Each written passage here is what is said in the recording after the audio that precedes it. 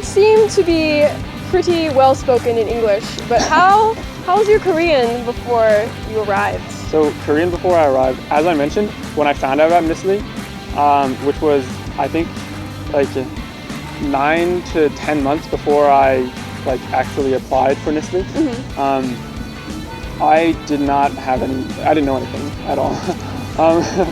I did not know Hangul. I literally did not know that Gangnam Style was Korean. Oh my god. I did which I was never a fan of. Dude, where were you? I was never a fan of Gangnam Style in general. It was not my thing. But so yeah, I knew nothing at all basically. But the NSLIY program sends you when you are accepted into the NSLIY program, you get like a kind of basic Korean learning book. Okay. And then there are web resources like Talk to Me in Korean, How to Study Korean, and things like that, which I use as a resource to learn Hangul and some like basic phrases at the very beginning when I first got in.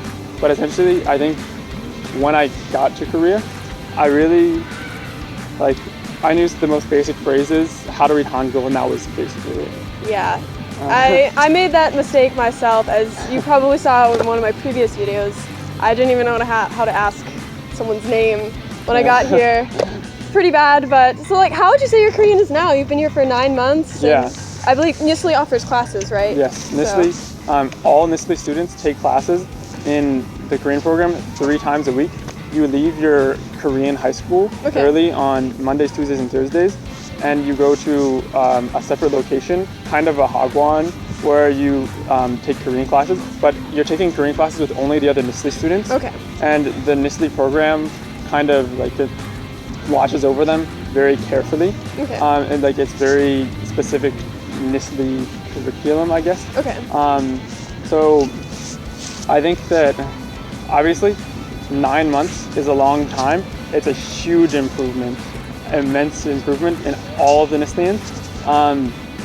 And for me in particular, knowing almost nothing and being where I am now, it amazes me. Yeah. Although there are things that I expected would come easier, and I think that in general, I expected the language to come faster at the beginning, but at the end, I think that I'm similar to where I expected. But to give you just an example, I can have one-on-one conversations very, very comfortably, very, very easily on almost any subject, really. Obviously some things like molecular biology, or things like it that I wouldn't know how to say in English, or things that are extremely if you're kind of if it goes too deep into one topic, then specialized language I don't know. And another thing that I think is one of the most challenging things about learning a language is a dynamic where it's similar to at Korean high school, where it's a lot of people in sort of one conversation. That is, I think, the most challenging thing, because particularly in a conversation like that, especially with youth, they're making jokes, they're making references to pop culture that although I've been in for 9 months, I did not grow up here. I don't know some of the things that they would say, some of the jokes that they would make.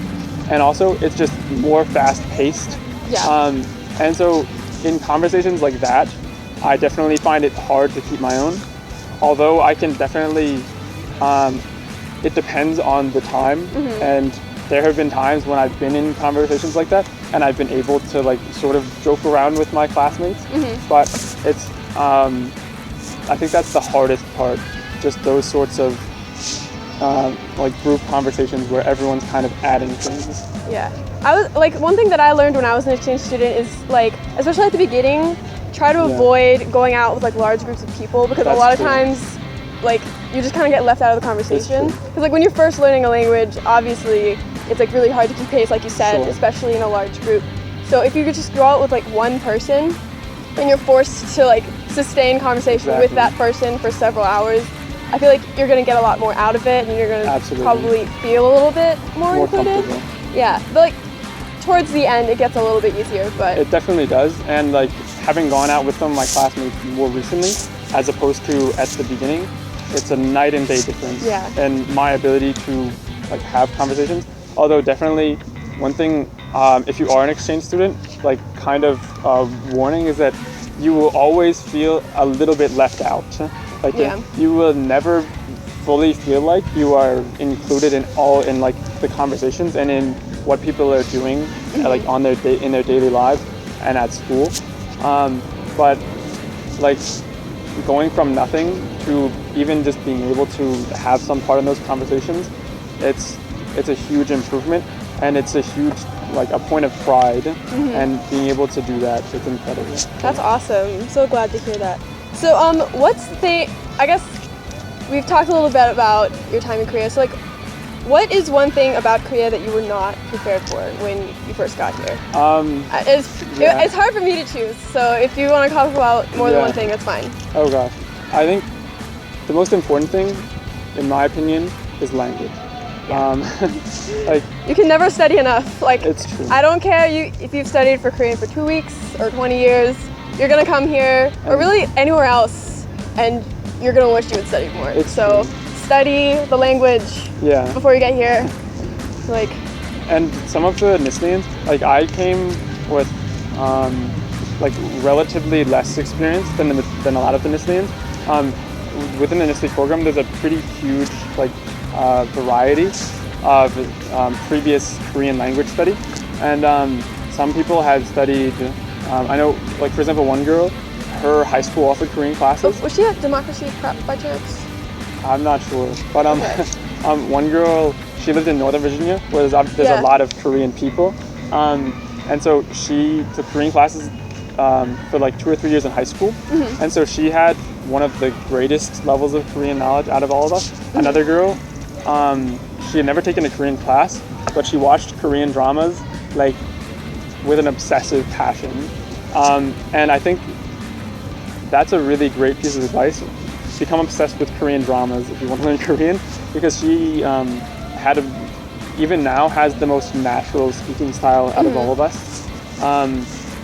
So definitely the language was the thing that I was the least prepared for. I think cultural differences and like food or geography or all of that sort of thing, like you can like it's challenging, but if you don't know the language, then all of those things are made more challenging by like tenfold.